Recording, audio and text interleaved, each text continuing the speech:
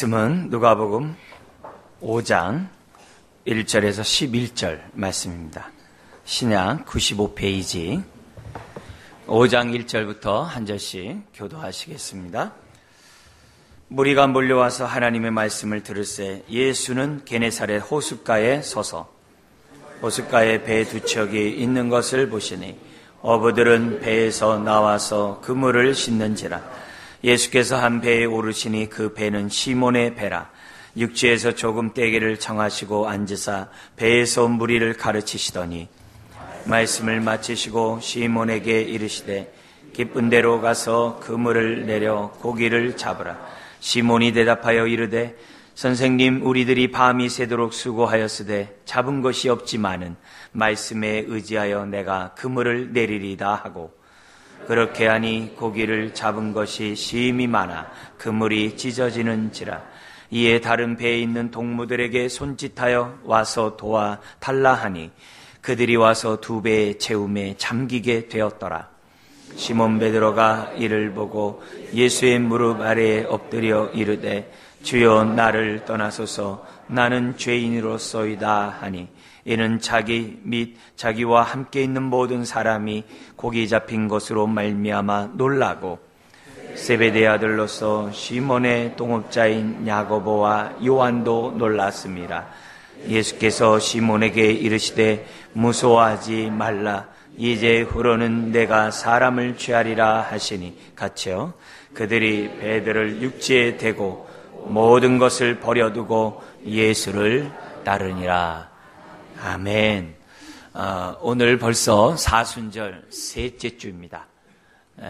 성경을 암송하고 또 쓰고 또 주기도문에 따라서 하루에 5분씩 3번 우리 기도하자 했는데요.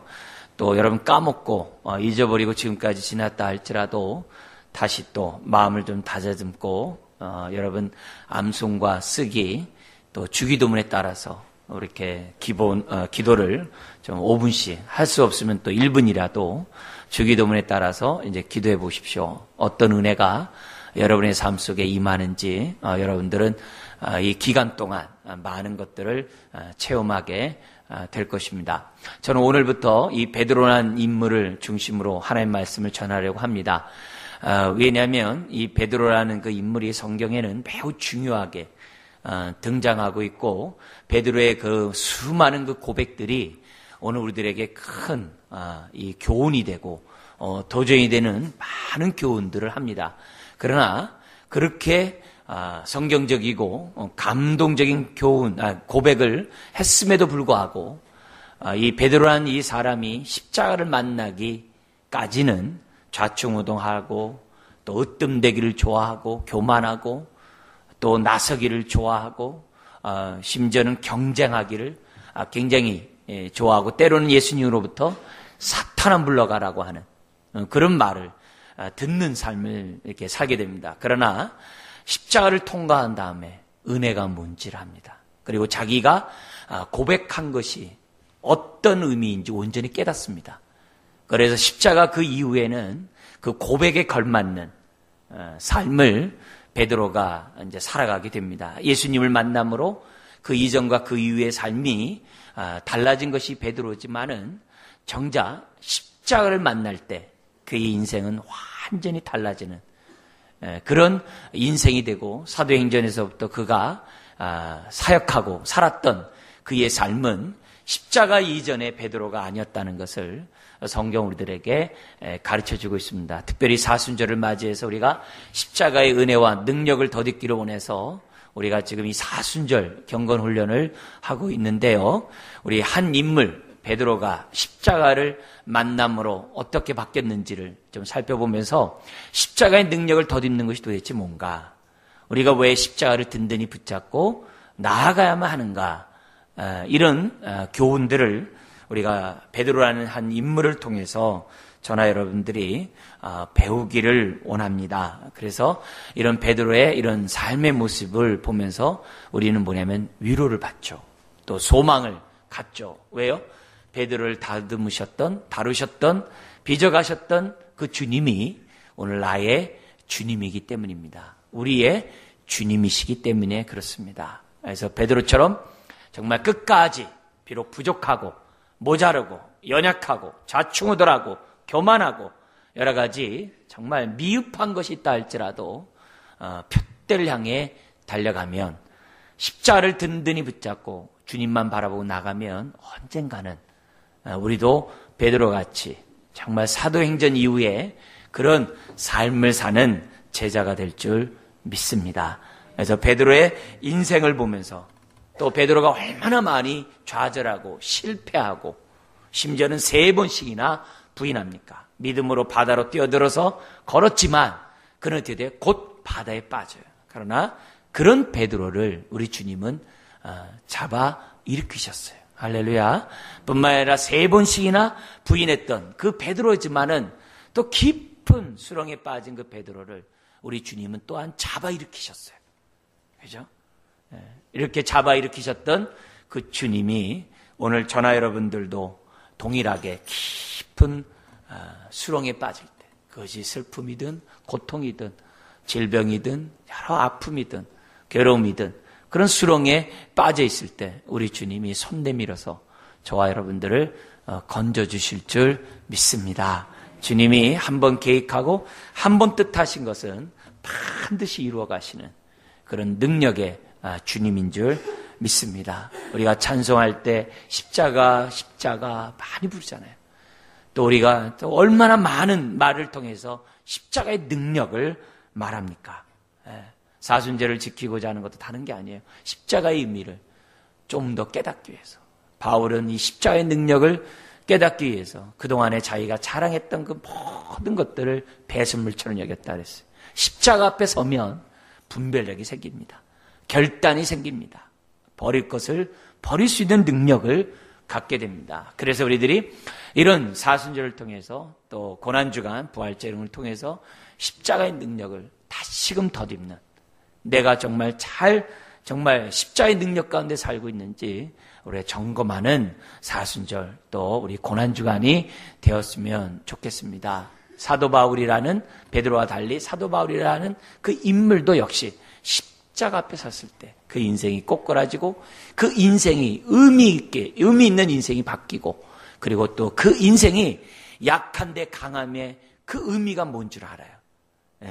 약한데 능력이라는 그 십자가의 능력이 뭔지를 바울은 깨닫게 되고 일생 그 능력을 덧입으면서 정말 하나님께 영광 돌리고 복된 삶을 살았던 것을 보게 됩니다. 그러므로 우리가 이런 베드로라는 인물을 우리가 특정해서 우리가 잡아서 그 인물에 살펴볼 것이고, 특별히 베드로의 그러한 귀중한 그 고백들, 얼마나 귀중한지 몰라요. 그 고백들을 좀 하나하나 살펴보면서 우리가 정말 다시 한번 주 앞에 올바로 내가 십자가의 능력을 덧입으며 주님만 바라보며 따라가는 제자인지 한번 좀 살펴봤으면 좋겠습니다. 오늘 본문의 배경을 보면 밤이 맞도록 베드로가 고기를 잡고자 했지만, 수고를 했지만 한 마리도 잡지 못합니다.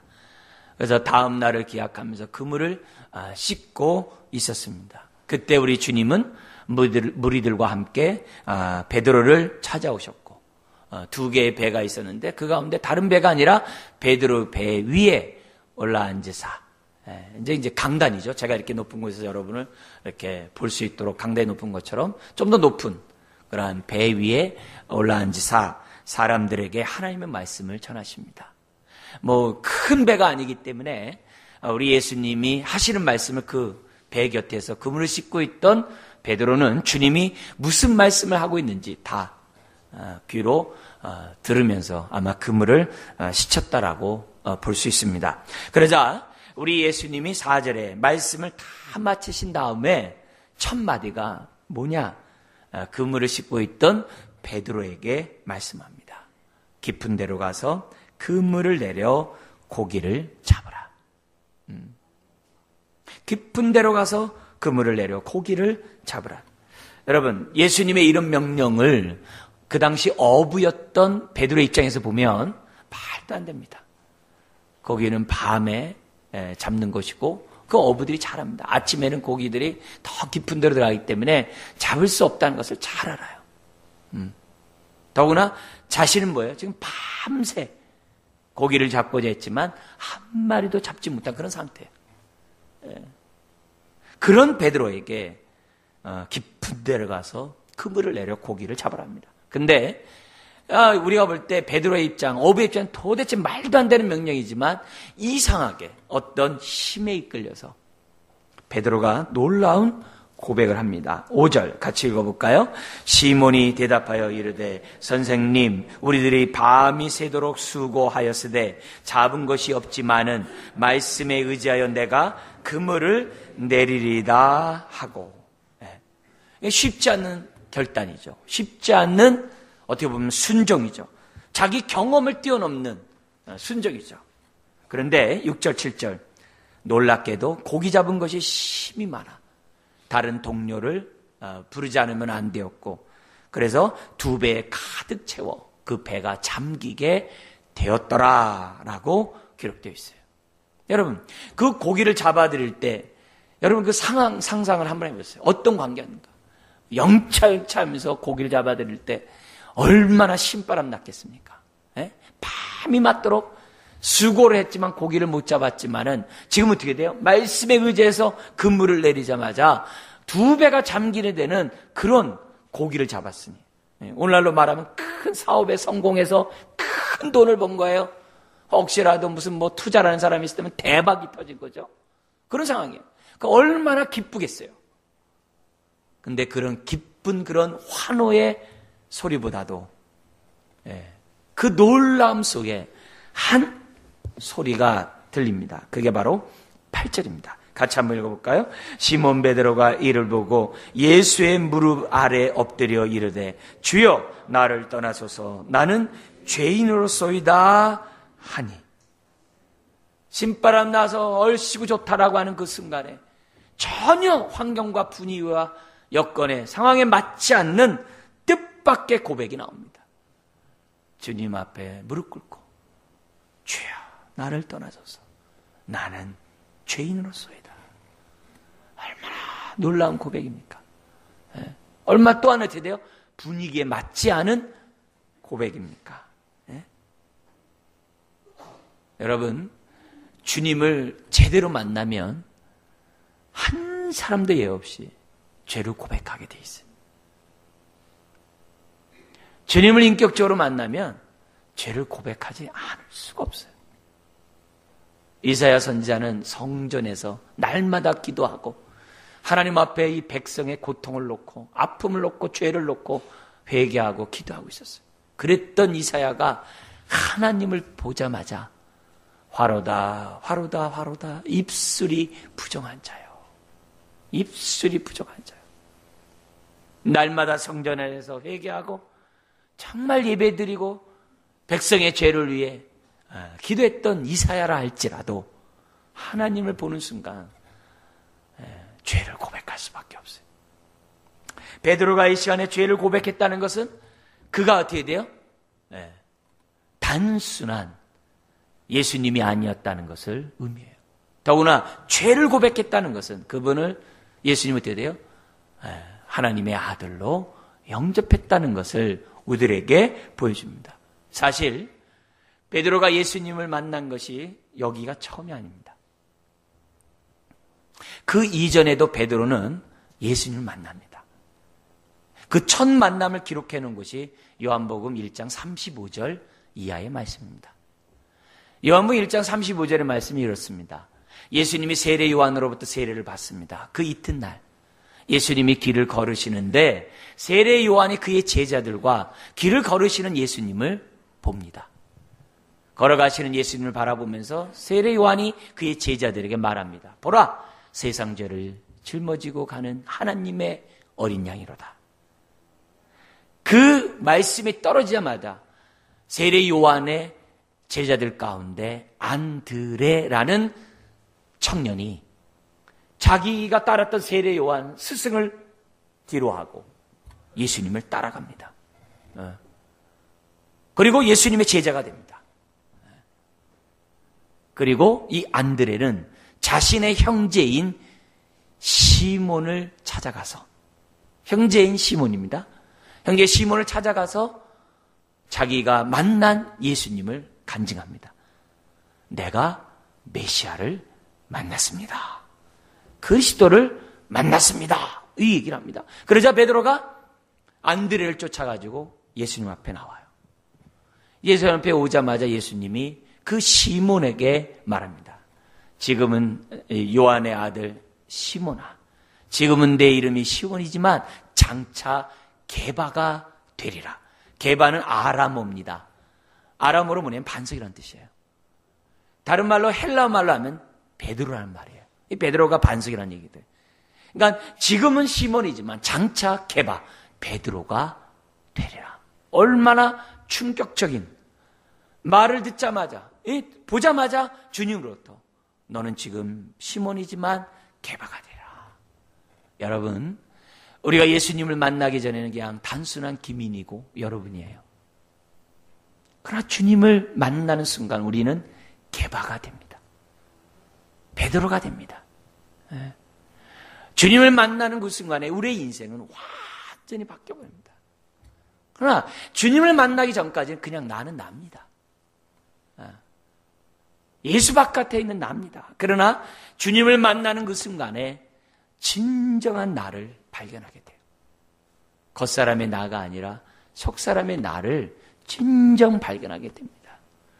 그리고 만나는 그 순간에 게바가 아니라 이 시몬이 아니라 베드로로 바뀌는 그 인생이 된다는 것을 우리에게 보여줘요. 자, 그런데 그 반석이라는 이 단어 뜻을 우리는 어떻게 해야 돼요?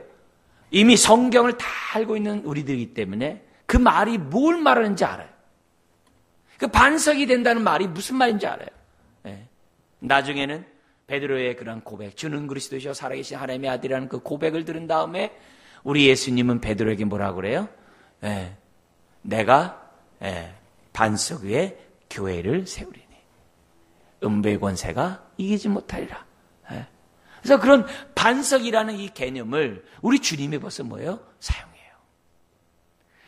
그러니까 이 일련의 이런 사건을 볼 때 예수님은 어떻게 해야 돼요?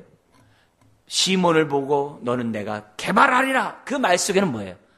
그를 향한 하나님의 뜻이 있다는 거예요. 그를 향한 하나님의 비전이 있다는 거예요. 그를 부르고자 했던 하나님의 뜻이, 꿈이 이미 예수님에게 있다는 거예요. 그래서 우리는 믿어요. 뭘 믿어요? 하나님의 구원에는, 하나님의 부르심에는 사명이 포함되어 있다는 것을 믿어요. 비전이 포함되어 있다는 것을 믿어요. 주님을 만나는 그 순간에 눈이 열려요. 육적인 것만 바라보던 우리들에게 영안이 열려요. 나를 위해 살아왔던 내가 주님의 뜻대로 살겠다고 하는 그런 눈이 열려요. 하늘에서 이룬 뜻이 이 땅에 이루어드리고자 하는 그런 눈이 열리는 세상이 우리들에게 주어진다는 거예요. 베드로를 부르셨던 그 부름은 베드로만 부른 것이 아니에요. 오늘 저와 여러분 모두를 부르신 거예요. 베드로만 시몬이 게바가 된 게 아니에요. 믿는 모든 사람을 게바가 되게 하시는 부르심이라는 사실을 잊어서는 안 돼요. 로마서에 보면은 우리를 향한 하나님의 말씀이 있어요. 미리 아신 자를 부르시고 부르신 자를 또한 의롭게 하시고 의로운 자를 또한 영화롭게 하느니라 말씀이 있어요. 근데 거기 미리 아신 자, 우리는 이제 예지라고 그래요. 그래서 애들 이름도 보면은 막 예지라고 이름을 줘요. 근데 그 예지는 우리가 알고 있는 그 예지가 아니에요. 성경에서 이 예지라는 이 단어는 무슨 말이냐면은 특별하여 지명해 너를 불렀다. 특별히 인격적 너를 사랑한다. 이 단어가 미리 아셨다는 뜻이에요. 이거는 출애굽기 19장 같은데 그 배경을 하고 있어요. 하나님이 이스라엘 백성을 출애굽한 다음에 시내산에서 그들과 언약을 맺을 때 그들을 향한 우리 하나님의 사랑 고백이 나와요. 너희는 나의 사랑스러운 보배라고. 사랑스러운 보배라고. 한 개개인을 향한 하나님의 그 특별한 사랑이 미리 하신 자예요. 그래서 요한복음 10장에서는 뭐라 해요? 저와 여러분들을 부를 때 각각의 이름을 부른다 그랬어요. 각각의 이름을. 그래서 하나님의 이 구원이 그냥 덤으로 얻는 것이 아니에요. 베드로에게 뜻을 가지시고 베드로에게 찾아가셔서 베드로의 이름을 부르셨고 사용하셨던 것처럼 하나님의 부름에는 다 뜻이 있어 부르셨다는 거예요. 그래서 우리 가운데 소중하지 않은 사람이 없고 귀중하지 않은 사람이 한 사람도 없어요. 한 사람도 없어요. 모든 개개인을 향해 내가 너를 개바가 되게 하리라. 여러분, 인생은 주님을 만날 때 행복하죠. 그러나 주님 안에서 내가 사명을 발견하고 그 사명대로 살면 우리의 인생이 얼마나 보람 있고 가치 있고 의미 있는지 몰라요. 얼마나 우리의 인생이 값진 인생으로 변하는지 모릅니다. 자, 그런데 이미 처음 만남에서 베드로는 충격적인 말을 들었어요. 그리고 그 형제 안드레를 통해 계속 들었겠죠. 그리고 주변 사람들 많이 들었겠죠. 예. 그렇지만 어쨌든 이 충격적인 말을 들었음에도 불구하고 베드로는 어떻게 해야 돼요? 그의 형제 안드레처럼 주님을 따르지 않았어요. 주님 따르지 않았어요. 여러분, 어쩌면 이것이 우리들의 모습이에요. 어쩌면 대부분의 많은 사람들의 인생인지 몰라요. 지금 같아서는 주님이 우리를 불렀을 때 얼씨구나 좋다고 할렐루야하고 주님 따라가죠. 저를 갖다 개바가 되게 해요? 좋습니다. 믿습니다. 저 주님 따르겠습니다. 이렇게 했는지 몰라요, 지금은. 그러나 이런 것을 깨닫기 전까지는, 이런 주님의 그런 사랑과 그 뜻을 온전히 깨닫기까지는 사람들이 어떻게 돼요? 선뜻 주님을 따라가지 않아요. 대부분의 많은 인생처럼 따라가지 않아요. 그리고 오히려 베드로처럼 밤이 맞도록 고기를 잡고자 수고하지 않으면 안 되는 인생으로 전락해서 그냥 여전히 자기 삶에 충실해서 하나님의 뜻과 무관하게 예배는 드리죠. 하나님의 뜻대로 부르심에 합당한 삶은 제쳐놓고 밤이 맞도록 수고를 해야지만이 겨우 살아갈 수 있는 인생으로 전락하며 사는 것이 오늘 우리들의 인생인지 몰라요. 주님은 부르셨을 때 뜻이 있어서 부르셨는데 그 뜻을 등지고 자기 멋대로 살 때는 그 인생이 밤이 맞도록 수고를 할 수밖에 없는 거죠. 원래 즉흥적이고 충동적이고 자기 삶을 헌신하기 잘한 베드로였음에도 불구하고 그의 형제 안드레가 메시아를 만났다고 말했음에도 불구하고 못 믿는 거예요. 못 믿는 거예요. 이걸 보면 사람들이 믿는 그 계기가 다 다른 것 같아요. 안드레 같이 그의 스승 세리와니 보라 세상 죄를 지고 가는 하나님의 어린 양이다. 그래요? 믿습니다 하고 뛰어드는 사람이 있는 반면에 베드로 같이 이렇게 한참 뜸들였다가 믿는 사람도 있는 것 같아요. 근데 즉흥적으로 믿는 사람들은 또 롤러코스터를 타듯이 막 신앙이 좋았다 나빴다 막 이런 것도 좀 있어요. 근데 이 뜸들인 사람의 장점을 보면은 뜸들이다가 한번 믿으면 끝까지 잘 믿는 또 특징이 있더라고요. 여러분은 어떤 신앙의 형태를 갖고 있는지 모르겠어요. 어떻게 주님을 믿고 있는지 모르겠어요. 아니면 아직도 뜸들이고 있는지 잘 모르겠어요. 10년, 20년 지나도 헌신하지 않고 내 뜻대로 내 마음대로 살아가고 있는지 아닌지는 잘 모르겠어요. 여러분 어떻게 예수 믿는지 잘 모르겠어요. 그러나 타박할 필요는 없어요. 우리가 정말 이렇게 즉시 믿는 사람도 있고 오래 뜸들이면서 믿는 사람들이 있다는 것을 생각한다고 한다면 좀 우리가 뭐예요? 더디 믿더라도 좀 기다려주고 기도해주고 인내하고 돌봐주고 여러 가지 인도할 수 있는 그런 환경을 만드는 것이 굉장히 중요해요. 그러나 베드로가 주님을 따른 그 다음부터는 뒤도 안 돌아봅니다.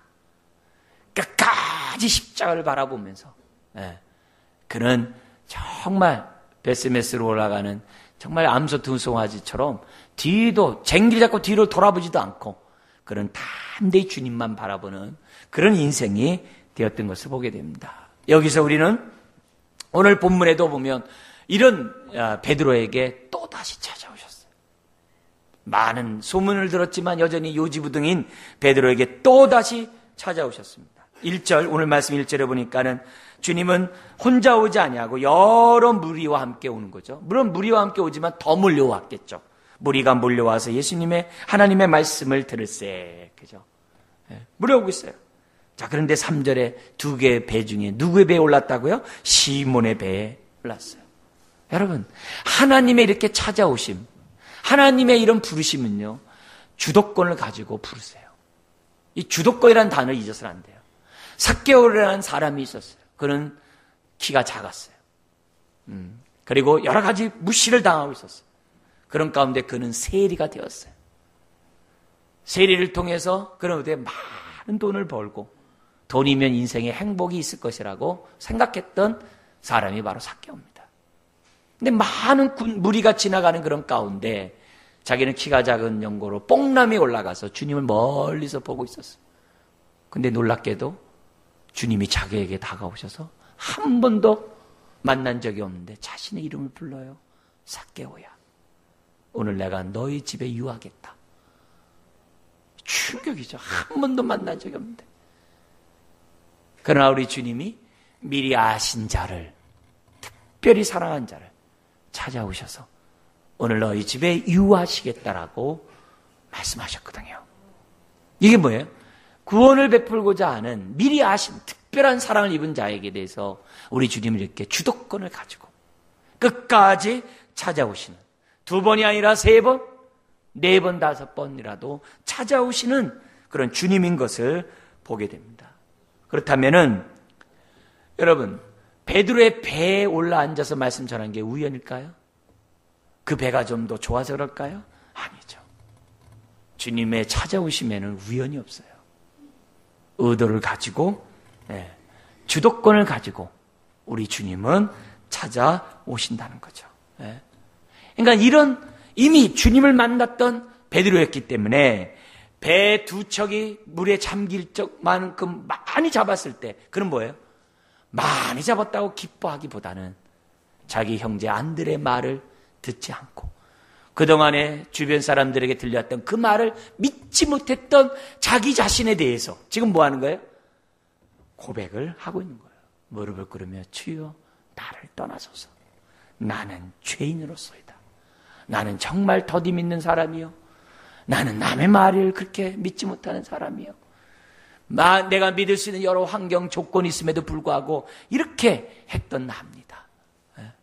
나를 떠나소서. 떠나소서. 정말 멀리 가라는 말이겠어요? 이게 회개겠죠. 여러분, 베드로가 하는 이런 고백은 처음 예수님을 만날 때 하는 모든 사람의 고백이죠. 이런 고백을 하지 않고 하나님의 자녀가 되는 사람은 아무도 없습니다. 인격적인 만남이 있는 곳에는 반드시 이런 고백을 하죠. 이런 사람이 자녀가 되고 구원을 받죠. 자, 근데 놀라운 사실은 이런 베드로에게 목사 입장에서 보면 아주 충격적인 말을 합니다. 그 말이 뭡니까? 거기 보면은 우리 10절 이 말씀 같이 한번 읽겠습니다. 세베대의 아들로서 시몬의 동업자인 야고보와 요한도 놀랐습니다. 예수께서 시몬에게 이르시되 뭐라고요? 무서워하지 말라. 이제후로는 내가 사람을 취하리라. 왜 목사 입장에서 충격적입니까? 우리 주님은 제자 훈련도 안 하고 자기를 따르래요. 확신반도 안 하고 성장반도 안 하고 제자반도 안 하고 날 따르래요. 목사 입장에서 보면 어떻게 돼요?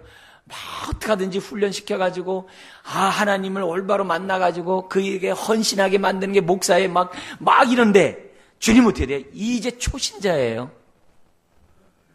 이제 교회에 막 들어왔어요. 이제 예수 믿겠다 막 한 사람이에요. 근데 그 사람에게 뭐라 그래요? 이제후로는 내가 사람을 낚는 어부가 되게 하겠다라고 주님이 사명을 맡기는 거예요. 이제 막 믿었는데 주님 앞에 자기 인생을 드리겠다는 거예요. 내 인생을 드리라고 지금 요청하고 있다는 거예요. 여러분 이걸 보면요, 결단과 헌신은 오래 믿어야만 하는 게 아니에요. 가끔 우리 신앙생활하면서 처음 예수님 믿고 너무 기뻐서 신앙생활 하신 분들이 많이 계세요. 근데 좀 안타까운 게 뭐냐면 그런 모습을 바라본 눈이 좀 안타까워요. 뭐예요? 야, 나도 처음에 그랬어. 야, 너 좀 지나면 너 그런 건 다 없어. 야. 그래서 막 오히려 막 할렐루야 하고서 자기가 이게 식었던 마음을 좀 이렇게 같이 좀 이렇게 하면서, 그래, 맞아, 그 첫사랑, 그래, 나도 있었지. 그래, 하나님 나도 좀 타오르게 이러면 되는데, 나도 그랬었어. 그래, 너 얼마나 가나 보자. 이런 모습으로 교회에서 바라보고 있으니 교회가 불을 붙여야 되는데 무슨 끕니까? 그래서 교회에서 막 기뻐하고 즐거워하는 사람이 있으면 냉소적인 눈으로 바라보는 거. 여러분, 이거 회개해야 됩니다. 회개해야 돼요. 회개해야 돼. 어떻게 회개해야 되냐? 목사로서 좀 심하게 얘기하면은 지옥 문턱까지 갈 때까지 회개를 해야 될 것 같아요. 지옥의 그 냄새가 날 때까지 좀 회개를 해야 될 것 같아요. 왜요? 그 사람은 정말 은혜 받아서 기뻤는데, 은혜 받아서 정말 내 삶을 드리고 싶은데, 그래서 은혜 받아서 막 찬송하고 싶고, 은혜 받아서 막 교회 와서 막 그냥 막 있고 싶고, 막 이런데, 뭐 이렇게, 너만 은혜 받았냐? 뭐 이런 식으로 해버린다면, 얼마나 아프겠어요. 교회 안에서 기뻐 뛰며 주를 보지 않으면 어디서 주를 찬양하겠어요? 그런 의미에서 참 안타까운 점들이 많아요. 오늘 주님이 이 헌신하고 결단한 이 모습을 보면 믿는 그 즉시 주님을 요청했다는 거예요. 여러분, 결혼할 때도 그런 것 같아요. 어떤 분은요, 결혼할 때 뜸들이고 뜸들이고 또 뜸들여 결혼하시는 분들이 계세요. 그럼 어떤 분이 어떻게 돼요? 첫눈에 반해서 결혼한 사람이 있어요. 어쨌든 둘이서 결혼해서 잘 살잖아요. 그죠? 사람마다 좀 다르잖아요. 네? 어떤 분은 첫눈에 반해서 결혼해요. 어떤 사람은 뜸들이고 또 뜸들이고 또 뜸들이고, 그러다가 어떻게 돼요? 결혼해요. 사람마다 좀 다른 부분들이 있어요. 네. 다른 분이 있지만은 우리는 어떻게 돼요? 첫눈에 반해서 결혼한 사람에 대해서, 에이, 어떻게 첫눈에 반해서 결혼하냐? 여러분, 뜸들인다고 해서 다 잘 삽니까? 첫눈에 반해서 결혼한다고 못 삽니까? 그건 아니잖아요. 신앙생활도 그렇거든요. 꼭 훈련을 받고 오랜 시간이 지나야 뭐 하나님 앞에 헌신 잘하고 내 삶 잘 드립니까? 아니에요. 수꼼쟁이 돼가지고 절로 갈 수도 있어요. 그렇지 않아요. 그렇지 않아요. 여러분, 교회에서 은혜 받고 막 기뻐하고 막 기쁨의 눈물 흘릴 때, 그때마다 나도 저랬지 그러지 말고, 하나님 저 은혜 나에게도 주세요. 저 첫사랑 나에게도 주세요. 하나님 저 불꽃을 통해서 우리 교회가 더 활발 타오르게 해주세요. 저 사람을 통해서 정말 온전한 하나님의 뜻이 이루어질 수 있도록 하나님 도와주세요. 여러분, 그런 기도와 축복하시기를 주 여러분 축원드립니다. 그래야 교회가 정말 은혜의 교회가 되는 거죠. 하나님의 성령의 교통함이 있는 교회가 있는 거죠. 첫사랑 보고 배우자를 선택하나, 오래 뜸들여서 봐가지고 선택하나, 다 같습니다. 주님 앞에 헌신하는 것은 다 같습니다. 헌신 그 자체가 소중한 거예요. 그런데 여러분, 베드로는 이런 고백을 했음에도 불구하고 어떻게 돼요? 그의 삶에 보면 자충을 드려요. 자충을 드려요. 그런데 감사한 게 뭐예요? 그렇게 자충을 드림에도 불구하고 우리 주님 뭐예요? 나를 따라오라고 하셨다는 거예요. 아멘. 네? 내가 좀 부족하면 어때요? 내가 좀 모자르면 어때요? 다듬어 가신다니까요, 주님이. 나 뭐 다 준비된 다음에 내가 하나님 앞에 헌신할게요. 나 다 좀 뭔가 좀 갖춘 다음에 내가 주 앞에 내 삶 드릴게요. 나 다른 사람에게 싫은 소리 듣기 싫어요. 나 다른 사람에게 못한다는 말 듣고 싶지 않아요. 나는 완벽하게 준비된 다음에 할게요. 여러분, 그러다가 내가 먼저 주님께 갈 수 있든지 주님이 이 땅에 먼저 올 수 있어요. 여러분, 결단은 나중에 하는 게 아니에요. 인격적으로 만날 때 하나님, 내 인생 주의 것입니다. 나를 사용하여 주시옵소서. 나를 사용하소서. 핏값으로 사셨사오니 주여 나를 쓰시옵소서. 나는 주의 것입니다. 이게 정상이라는 거예요. 이게 정상이라는 거예요. 부족한다고 쭈삣쭈삣하지 마세요. 갖춰져 있지 않다고 뭐라 하지 마세요. 부족하면 부족한 대로, 연약하면 연약한 대로 십자가의 은혜를 받으면 오히려 연약함에 강함이 있고 부족함에 하나님의 채워짐이 있고 모자람에 하나님의 공급하심이 있음을 믿습니다. 예? 이게 은혜죠. 이게 신앙이죠. 내가 능력이 있다 믿습니다. 그럼 교만이죠. 안 쓰세요. 오히려 안 쓰십니다. 오히려 부족하더라도 여기 있습니다. 나를 받아주십시오. 자, 그러자 주님의 이런 요청에 나를 떠나서도 했지만은 사람을 취하리라 이렇게 그 말을 딱 듣자마자 11절 한번 읽어볼까요? 그들이 베드로를 육지에 대고 모든 것을 버려두고 예수를 따르니. 여러분 베드로만입니까? 아닙니다. 그의 동업자인 야고보와 요한도 다 따라갑니다. 여러분 뜸을 들이지 않았어요. 나를 따르라. 주님 배 2척이나 지금 고기 잡았잖아요. 이것 있잖아요. 팔아가지고요 돈을 바꾼 다음에 제가 노잡던 말에서 주님 따를게요. 내가 이 돈을 내가 지금 이거 대박난 이 사업 내가 부모에게 내가 다 나눠주고 내가 노후 준비한 다음에 내가 주님 따를게요. 이렇게 하지도 않았어요. 그리고 그 따라오라는 것이 베드로에게 했기 때문에 옆에 있었던 야고보와 요한 베드로 먼저 떠나게 내가 이 다 정리한 다음에 뒤쫓아가겠네. 그러지도 않았어요. 그런 건 다 뭡니까? 아직 주님을 인격적으로 만나지 못한 거예요. 뒤에 누가복음 이 9장에 보면은 9장의 그 57절 이하에 보면은 주님을 따라오는 자들에 대한 태도를 우리 주님이 딱 말씀하신 사건이 있어요. 한 서기관이 주님이 어디로 가든지 저를 따라가겠습니다. 그랬어요. 그러니까 인자는 여우도 자기가 머물 굴이 있지만 인자는 머리 둘 곳이 없다 그랬어요. 그래서 서기관이 하기에 한 말이 무슨 말이냐면 너 나를 쫓아오면은 너의 삶이 안정된 삶을 살고 나를 따라오면은 네가 좀 더 이렇게 고귀하고 존경받는 스승이 될 것으로 생각해서 날 따라오냐? 아니다. 머리 둘 곳이 없다. 인정? 고난받는다야. 그리고 또 한 사람이 얘기합니다. 내 부친으로 하여금 장사 지낸 다음에 주님 따라가겠습니다. 그러니까 주님 뭐라 그래요? 그건 세상 사람이 하게 하고 넌 날 따라라. 우리가 볼 땐 너무 말이 안 되죠. 왜? 부모님이 장사 지내야 되는데 자식이 지내는 게 마찬가지 아니에요? 그러나 유대 사회에 있어서는요. 유대 사회. 그 당시 유대 사회에서는 부모가 장사를 지내는 장례를 치르는 그 상황이라 할지라도 제자는 주님을 따르는 것을 덕으로 알았던 시대예요. 부모와 랍비가 물에 빠졌을 때 누구 먼저 건지냐? 랍비를 먼저 건지는 시대예요. 그런 시대. 그런 시대에서는 예수님의 이런 말이 전혀 이상한 말이 아니에요. 우리가 볼 때 이상한 말이지만. 그래서 주님 뭐예요? 먼저 나를 따라오라는 의미에서 하신 얘기예요. 또 하나는 뭐라 그래요? 쟁기를 잡고 뒤를 돌아보는 자가 합당하지 않다 했어요. 여러분 우리가 주님을 믿고 결단하고 헌신하는 우리의 삶은 뒤를 돌아보는 게 아니에요. 더구나 주님의 요청이잖아요. 다른 사람의 부름이 아니잖아요. 하나님의 부름이잖아요. 근데 그 하나님의 부름을 모르기에 자꾸 내가 장사 지내고 가겠습니다. 내가 자꾸 집 안에 뒤를 돌아보게 되고 모든 것을 바라보게 된다는 거죠. 그러나 주님의 부르심은 그게 아니에요. 굉장히 단호했어요. 나를 따라오거든 이것들을 미워하지 않으면 결코 내 제자가 될 수 없느니라. 주님은 딱 얘기했어요. 오늘 이 베드로의 모습은 굉장히 우리가 찬사를 보내요. 뭐예요?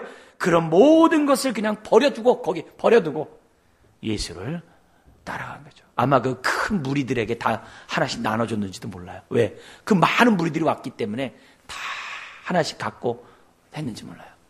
어쨌든 뭐냐면 내버려두고 예수를 따랐다는 것. 이것이 베드로가 정말 놀라운 모습이고 이게 뭐예요? 예수님을 제대로 만났다고 하는 그 증거라는 것을 우리들에게 보여줍니다. 주님이 원하는 것은 능력 갖추는 건 아닙니다. 마음의 태도를 원하세요. 부족한 거, 모자라는 거 주님 뭐예요? 훈련시키면 다 됩니다. 그러나 그 마음의 그 태도가 배우고자 하고 태도가 끝까지 따라오고자 하고 그 태도가 주님께 대한 그 헌신 열정이 있느냐 없느냐가 중요한 것이지 다 뭐 능력 갖췄네 뭐 어쩌네 저쩌네 아무 소용없습니다. 조금 도움이 되겠죠. 오늘 우리가 주님 앞에서 내가 정말 십자가 앞에 다시 한번 이 시간에 우리가 똑바로 섰으면 좋겠어요. 나는 정말 십자가를 믿고 있는가? 나는 정말 주님을 따르는 제자인가?